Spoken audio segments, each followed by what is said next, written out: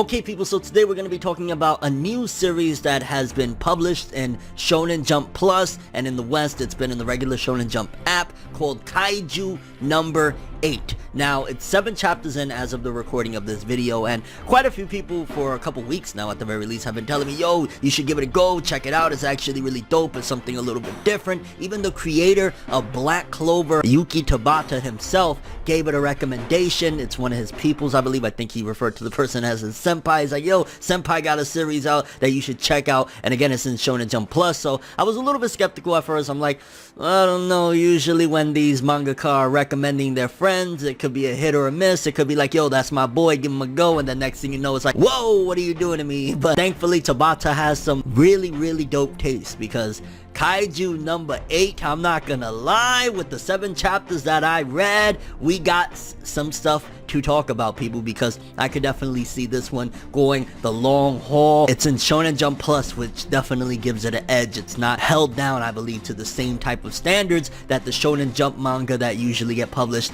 have, kind of holding them down. So yeah, let's talk some of that. Kaiju number 8, aka Monster number 8. Let's do it. I say we gonna do what we do, no matter how you move, make your move. That's how it be though. Okay, so it's a Monday morning and I'm like, yo, I want to check something out. I'm bored. There was no jump this week. I'm like, man, I want to read something. And then I look at my list and I'm like, well, a lot of people told me check out Kaiju number 8. Yuki Tabata even gave it a recommendation. I love me some Yuki Tabata stuff. So maybe Yuki Tabata is pointing me in the right direction alongside everybody else. And Kaiju number 8. When I'm first reading the first chapter, I'm like, okay, so it's basically a manga about a dude cleaning monster shit. And I'm not being figurative. He's literally a specialist at cleaning the intestines and just literal shit of monsters, aka kaiju. When you hear the word kaiju, you think of, like, you know, a Godzilla, so to speak, like these incredibly nasty creatures, and that's his job. But he's had ambitions for a long time for much more. He wanted to be a part of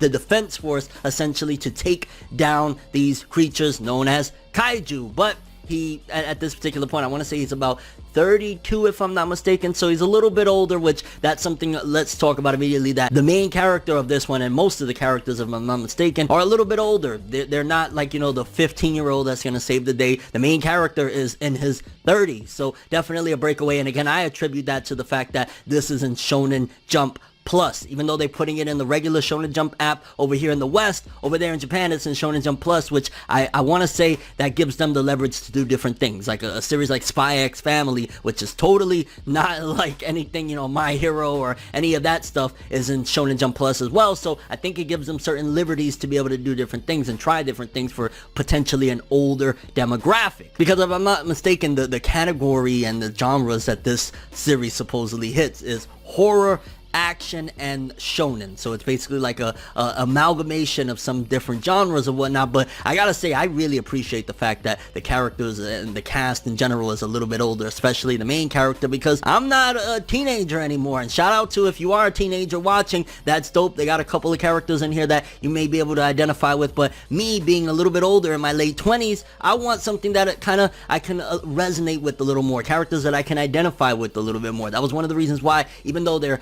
a little bit younger, but still, like Chainsaw Man, the characters feel a little bit older when you start off. So I'm more like slowly gearing towards series that kind of cover that type of age and mindset and whatnot. And when I get into Kaiju 8, I'm like, yo, okay, he's 30 years old. But one of the funny things, you know, going into Kaiju number 8 in the beginning is, again, the main character, Kafka, he's a little bit older, he's in his 30s and whatnot, and he's kind of disappointed where he's at in life right now. Let's actually just quickly read a synopsis that I saw of the series that gives you a good idea of what to expect. A man, unhappy with the work he has to do in life, is involved in an unexpected event. He becomes a kaiju, a monstrous creature, giving him a new chance to achieve what he always dreamed of. And I ain't gonna lie, that is a bit of a spoiler for, at the very least, chapter 1, that synopsis, but hey, you know, you gotta get a grasp of what the hell the series is about. Because then you got the other character, Ichikawa. He's an 8 18-year-old that just started working the same job as Kafka, kind of, you know, cleaning monster shit, but he also wants to be a part of the defense force. And I love the fact that, again,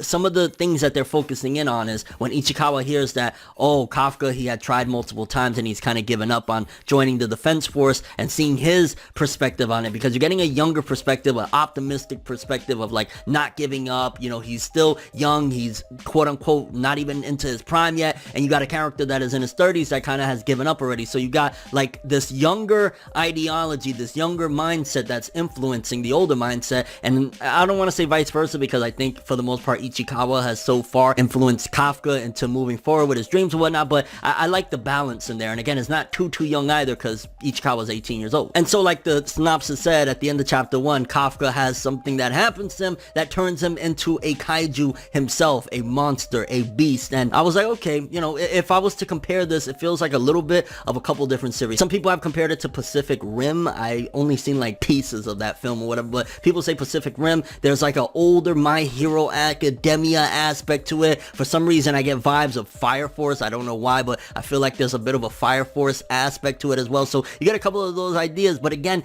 it feels like these are the older. So imagine, instead of in My Hero Academia focusing in on UA and the students, you're focusing in on the pro heroes and what they're doing, and maybe some people that are not necessarily happy with their role and trying to move up the ladder. Because then slowly after chapter 1, after undergoing that transformation and a little bit of the push from Ichikawa, Kafka's like, alright, I'm gonna try for the defense force. I'm gonna see if I can make it happen, especially now that I got these powers. Let's do it. And so far, again, we're 7 chapters deep as of the recording of this video. It's been a thrill. It's been a thrill. The comedy has been very, very funny at times, like having Kafka on top of Ichikawa as they're running through the exam and shit. Because again, think like early My Hero when they had the entrance exams to try to become a hero or whatnot, just with older people and a little bit different scenarios. And it also feels a little bit more graphic as well. And one of the things driving Kafka, not only the fact that this is his dream, but also there's the character Mina, that when they were younger, they both were like wanting to become a part of the special defense force against Kaiju or whatnot. She is accomplished. She is one of the top of the defense force, and he's like looking like, damn, man,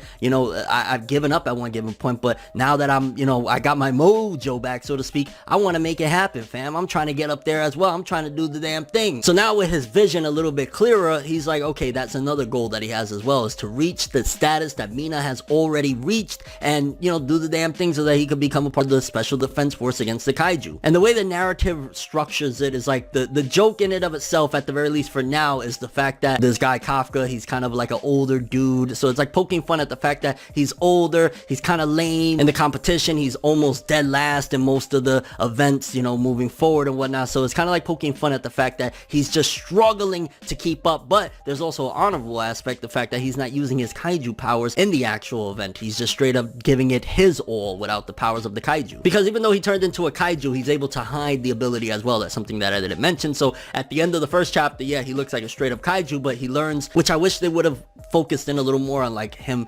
training to understand how to put that away. And I think if this gets an anime adaptation, they definitely will focus in a little bit more on how he was able to kind of hide that and figure out how to, you know, put on the human appearance and whatnot. And that's something, when me talking about an anime adaptation, that I'm already confident is going to happen. I see this resonating very well with people in their older 20s or, you know, early 30s, even 40s or whatever, because it feels as though one of the lessons here is that you're never too old and it's never too late to try and achieve your dreams. That's something that I'm getting out of this immediately. Like, the overall theme is you're not too old to do it. It's not too late, because you see Kafka, he's reaching after his dreams. No matter how much people laugh at him, no matter how much he's kind of underachieving in certain aspects, he's still going for it. And then of course you have like a younger character, I believe Kikoru, which she's like a prodigy, and you're getting a little bit of her backstory throughout the chapters and finding out that she basically, because of her background and her parent, is pushing forward to be perfect. So you got her kind of teasing Kafka as well, but I see a bond slowly forming there, especially with the end of chapter 7, of seeing like her initially looking down on him and laughing at him like, ha, like, I gotta save you again, I gotta save you again. But there's a charm and a funniness to Kafka's failures at the same time. It's very bizarre to describe, but definitely I see it. And with Kikoru, it seems as though like she's going to eventually respect Kafka. I don't know how she's going to handle the fact of finding out what he is, but yeah, that'll get explored in due time. And I'm just so happy that a series like Kaiju number 8 exists. Like, I did not expect to run into this. I did not expect to really jump into it. I thought it was just going to be a side series that we never even get the chance to read, but it seems as though they're potentially confident in its ability to be successful. The fandom is already growing strong. You got credible mangaka like Yuki Tsubata giving it a recommendation, and honestly, from what I read so far, I could definitely see this in the future once it has enough chapters and gets an adaptation potentially being a next big thing. It seems as though Shonen Jump Plus slowly but surely is banging out some big bangers like Spy X Family and now Kaiju number 8, because so far from what I gathered from it, again, it seems as though it's like a shonen but for people that are older. So if you still like the comedy aspects of shonen, you still like that you can do it or whatever, but you also a little bit older and you look at life a little bit different from a different perspective,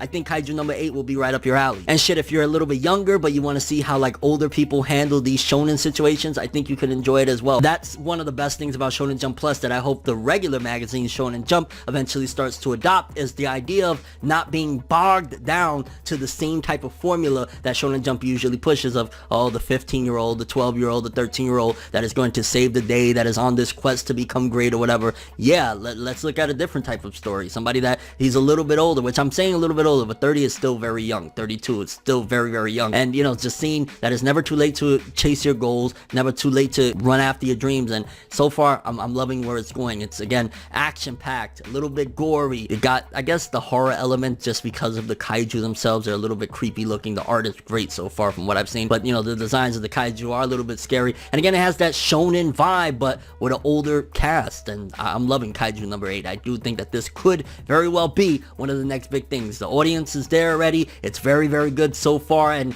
it's a different take on a shonen. If there's multiple sides of the spectrum, with My Hero Academia being like the younger superhero demographic, and then you got One Punch Man that is kind of like an older type of humor, but young people sort of can get into it. I want to say Kaiju number 8 is somewhere in the middle, where it still has a dark element to it as well, but it's also still funny and an older cast, so it's somewhere in between My Hero and One Punch Man in terms of where it's at on the spectrum of storytelling and just a shonen. And so I highly recommend checking it out. Curious what you guys think about it though. For starters, if you have read Kaiju number 8 up until this point, 7 chapters, what do you think about it? How do you feel about the cast of characters? What do you think about the story? Do you think that this could potentially be one of the next big things in Shonen Jump? And if you haven't, did I sell you on it? Again, if you're a little bit older, you want some different type of shonen storytelling, you love the shonen demographic, you love that reaching for your dreams, but maybe you're a little bit older, maybe there's things that you wish you didn't quit on and you would love to get back into, this might be up your alley and you might actually get a little bit inspired by it. Honestly, reading it